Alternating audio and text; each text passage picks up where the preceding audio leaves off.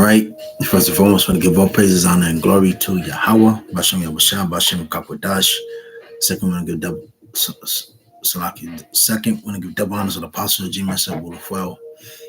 Peace, blessings, salutations to the hopeful elect that consists of the 12 tribes of Israel, that consists of you so-called Negroes, Latinos, Hispanic, Native Americans, and the West Indians. As a title, media has been degrading our people. Jake, and I got it. This book, Dr. Claude Anderson, Dirty Little Secrets. So, bear with me one moment.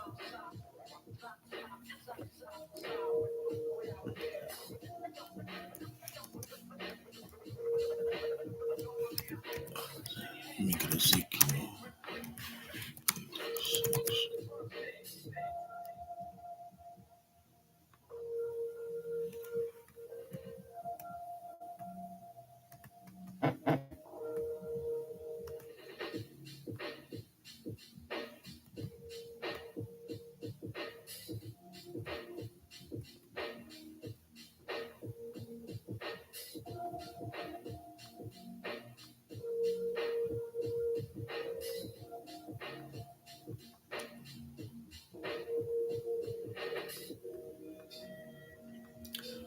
Oh, well.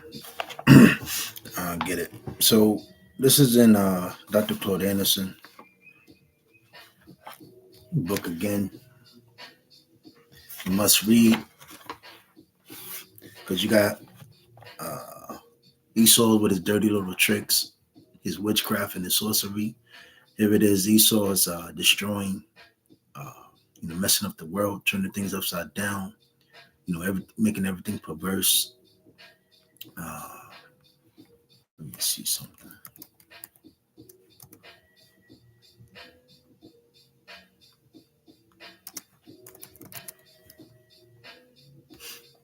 Get Obadiah. So Obadiah 1:1, the vision of Obadiah.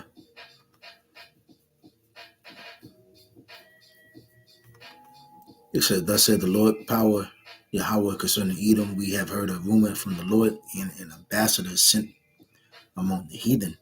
And we, being prophets, the ambassadors of Yahweh Shah, we've been sent to prophesy against the evils, Edom, and this infrastructure, Babylon the Great.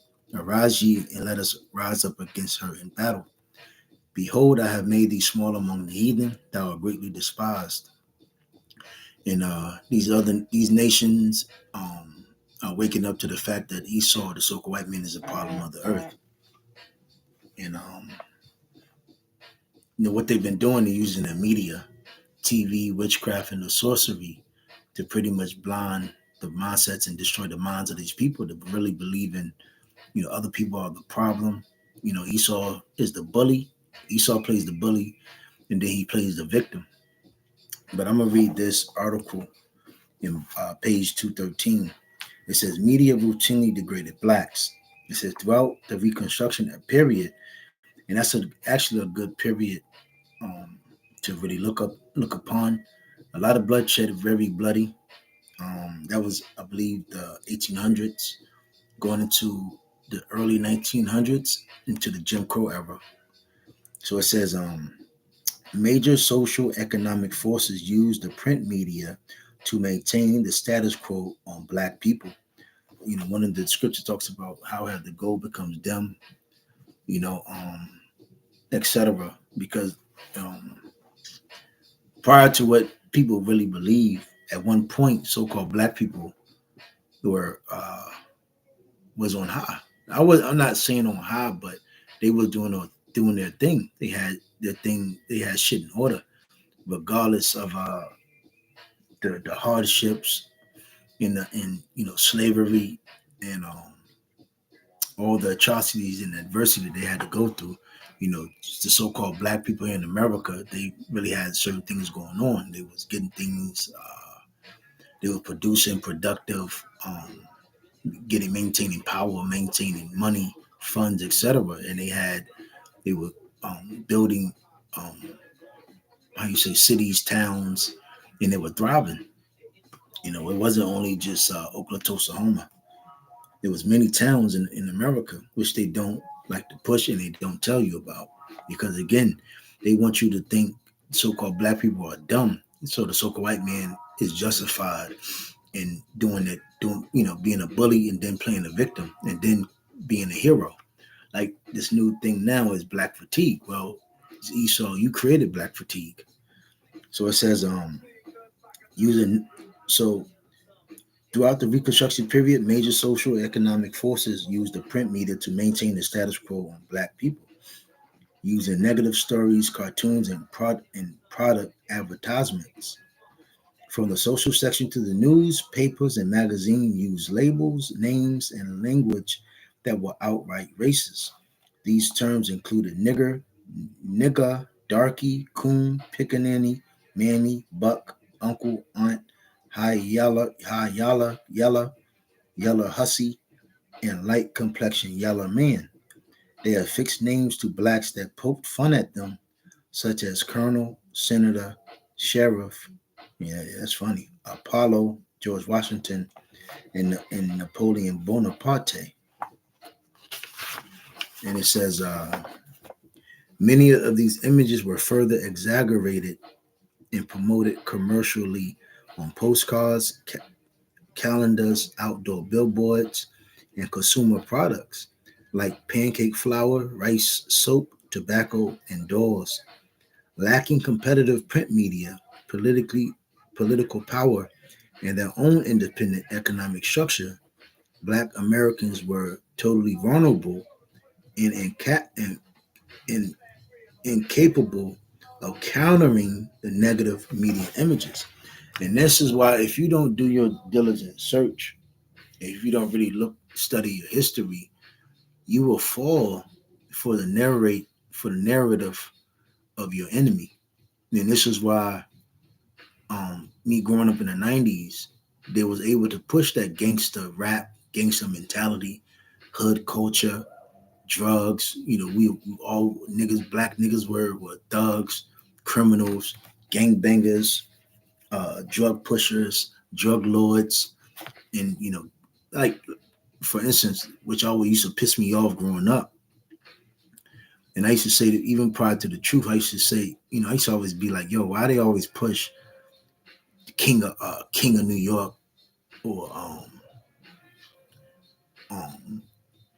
yeah, with Nicky Barnes, and you have all these criminals, which was great, big push, drug dealers and etc. Then you get you get to action yourself. Hold on, the nigga got caught, he got locked up, lost all his money, and then furthermore, that nigga ain't had no boats, that nigga ain't had no planes, that nigga didn't know Spanish, he didn't know this. How was this the nigga? So when you really look at the backstory of these things, Esau made these niggas. Esau promoted these niggas. He funded these wicked niggas. Gave them the guns, gave them the drugs, gave them the manpower, gave them the allegiance, gave them the plugs, gave them the setup, gave them the system which were needed to destroy certain states. So we're you know this is a stupid generation that we're living in, and they fall for anything they see on TV. A lot of our people, they don't read, they don't, and again, they don't even listen to the prophets out there, which are forewarning our people. And this is why Esau is able to pretty much, how you say, control the narrative. And he get the masses and they believe it. Just like you know, this black fatigue message, it kills me, man. Because again, me growing up amongst a lot of the tribes and seeing, the good of the tribes, and even seeing the evil of the tribes, um, you you clearly see that overall we are a righteous people. But being in Babylon the Great, we've been altered. Our mindset has been altered, and we've been distorted. We've been bamboozled. We've been lied to. Great deceit, great pain and agony, and great obstacles and atrocities that was falling on our people by who? The so-called white man. So it says the pattern continues today integration killed off black owned. Yeah, because prior to the civil rights, our people knew who our enemy was, so they knew not to fall for going into Sirach 12:10 on down. So it says community-based papers. Blacks acquired their first radio station in the late 1940s. It took 50 years for them to own less than 2%, or just 176 of more than 10,000 radio stations in the nations.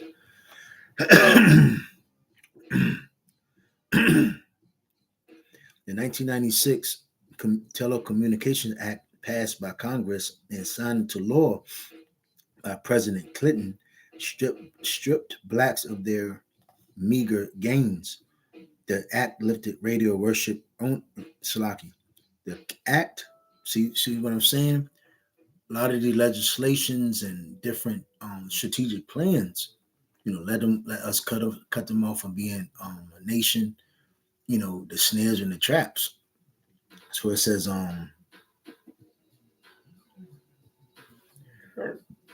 Shalaka. The 1996 Telecommunications Act, passed by Congress and signed into law by President Clinton, stripped blacks of their meager gains. The act lifted radio ownership caps, created a frenzy of consolidation and mergers, and blacks lost more than 30% of their stations in just 1 year.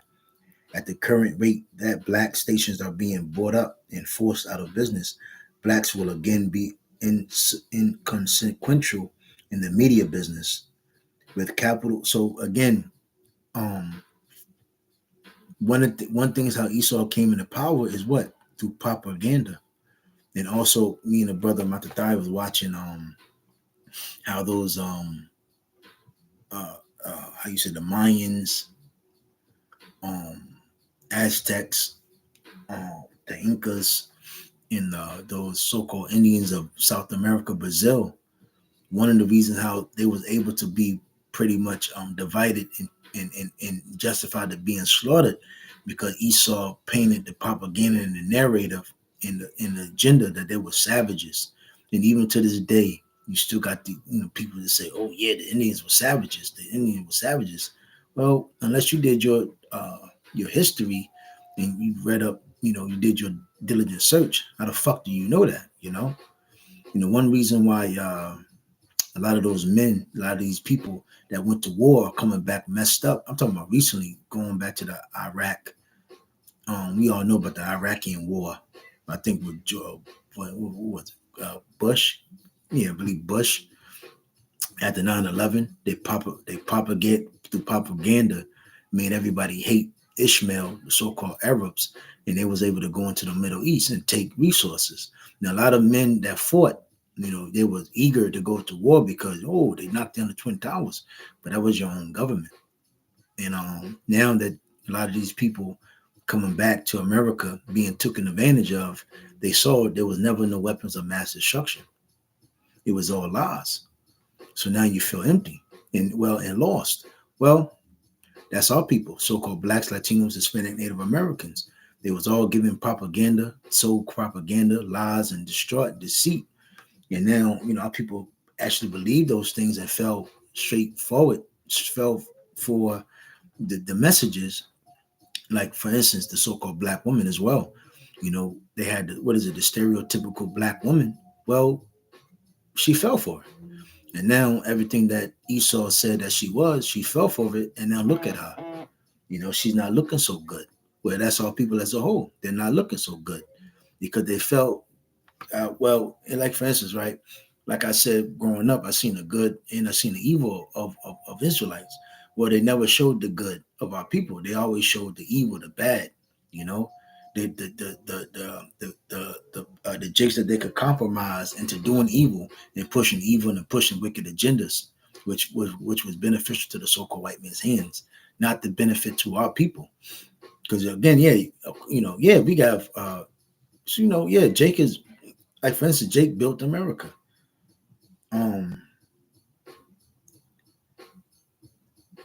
Let me see. It was something I just read in here.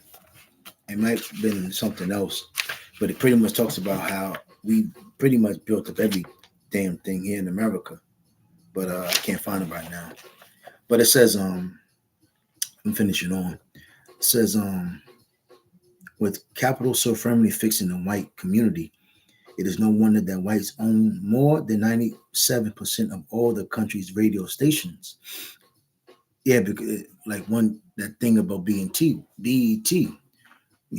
now Esau owns it, and all of those so-called black media, and even the radio stations, man, everything is compromised. That's why when you look at what's being fed to us as a nation, it's not coming from our people. You have now that's why you have a bunch of ditties which are gatekeepers. They have Jake that's make it look like he's running, pushing, he's the owner, but really, in all in all, he's a wicked gatekeeper. And it's many ditties. A lot of our people, what Esau does is for them to really be up there and really be considered to take the place of be an image, to be a leader and be an example, and pretty much that God to um that our people will look up to. They turn that nigga out so he can break other men and break other Jakes, you know. So it says, yeah, it seems that if you were not there when the goodies were passed out, you will always be relegated to the crumbs, and that's what happened to our people, and that's due to the fact that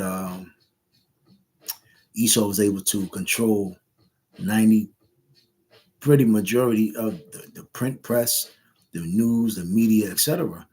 And goes back to Isaiah 47, the witchcraft, the sorcery, he was able to push across the whole world. Why? Due to who? The TV, the great movies, the Hollywood, LA, Los Angeles. He was able to deceive the whole world by what? His media, his witchcraft, sorcery, you know? But that's pretty much something. This real quick. I'm going to wrap this thing up. Those who are edified with that, say shalom.